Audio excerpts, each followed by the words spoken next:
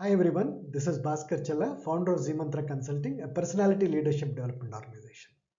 We have an interesting topic, how to make a crisis as an opportunity. I'll start with a personal experience that I myself had in one of my earlier organizations. It was a multi-million dollar project, one of the top companies in the world. And we were in, when I joined on the day one itself, it is already in a crisis. And I'm yet to get my laptop even.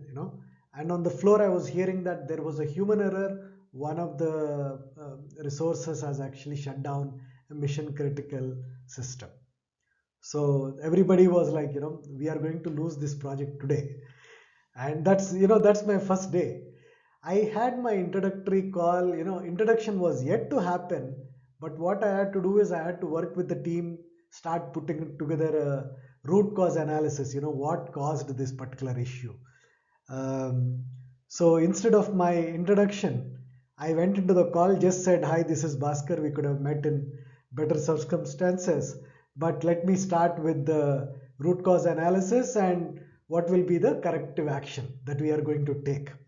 And along with that, what I also promised them on that day is that, we will come up with a 90-day plan which can completely turn around so that this will not reoccur. And I also proposed that I'm going to present that 90-day plan in the next 3 business days. You know, so this is my one of the not the best cases for anybody to enter, right? A company and but yeah, sometimes you may have to.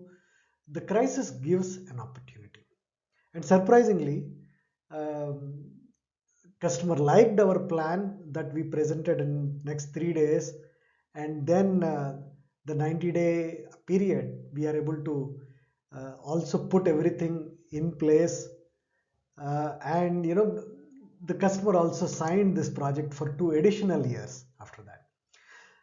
So I'll just give some great examples, um, which we already all of us know. Some of these, for example, Professor Stephen Hawking, he had ALS at the age of 21.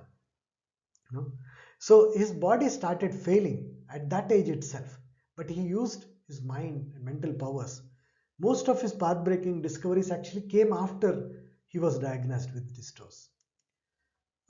Michael Jordan, for example, I don't know whether how many knew, but he was thrown out his own basketball team when he was in school itself. He took it as a challenge, and he became, everybody knows, he's one of the greatest football players.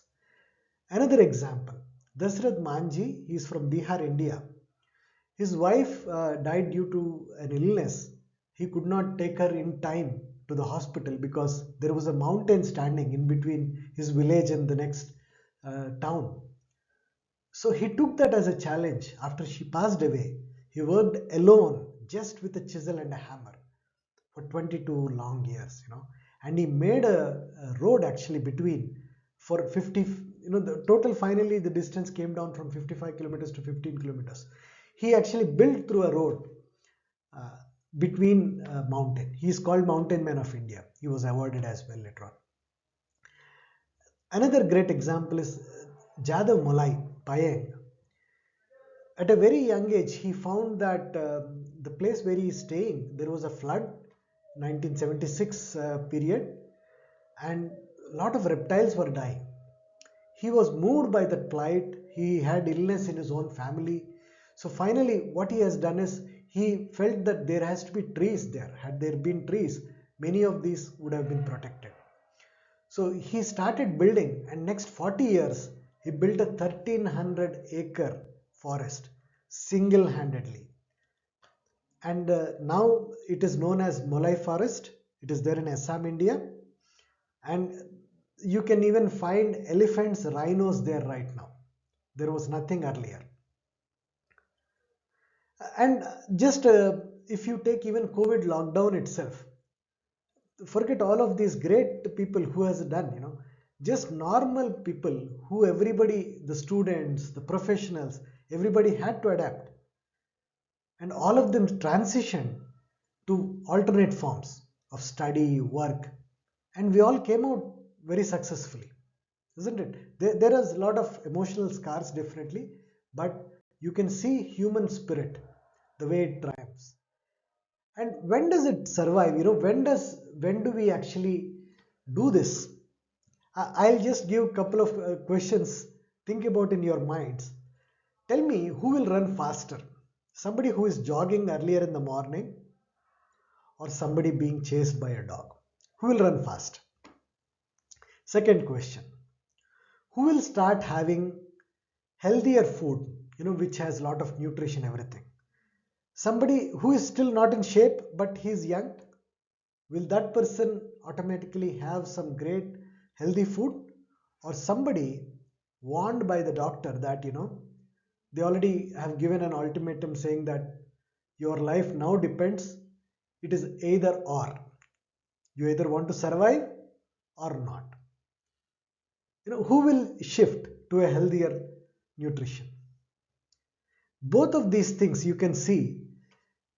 When do we do it? Our own human nature is such that we get motivated to change only when there is a crisis.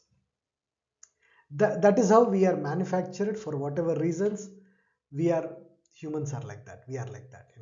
You don't change when everything is comfortable, everything is perfect. We don't change. However motivated you are, it is very difficult. Self motivation is very difficult. People make a lot of new year resolutions. How many really follow through them? They find it very difficult. To simple exercise or any specific weight reduction, they find it very difficult. Only at the final point where there is a crisis, people really change. So what I suggest is, use whatever crisis that you are encountering, for example professional, personal. These are the times when you get an opportunity. You make lasting changes only when the periods of crisis. People don't make lasting changes when there is everything is going fine. You will not make change.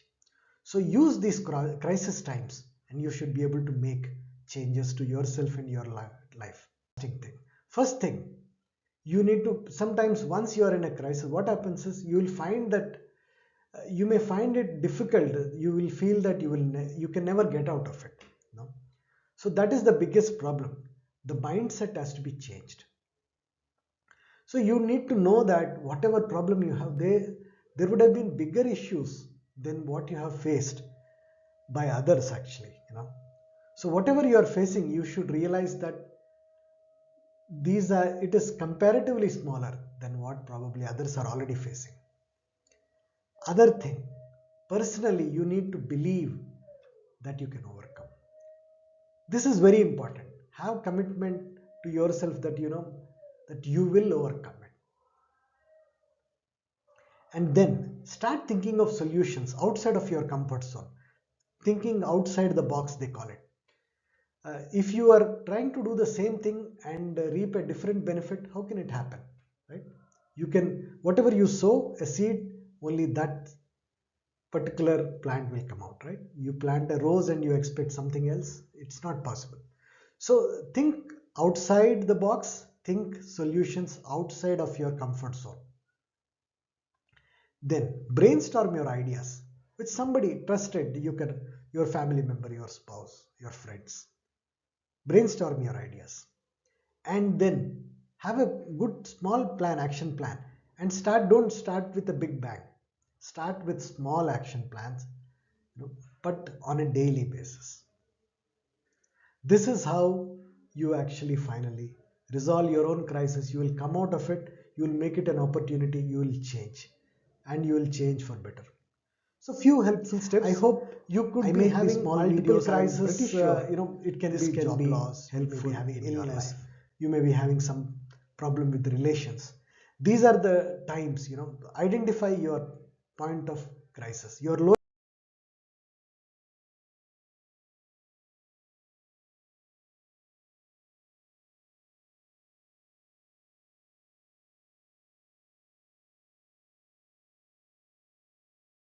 I wish you all the best. Thank you.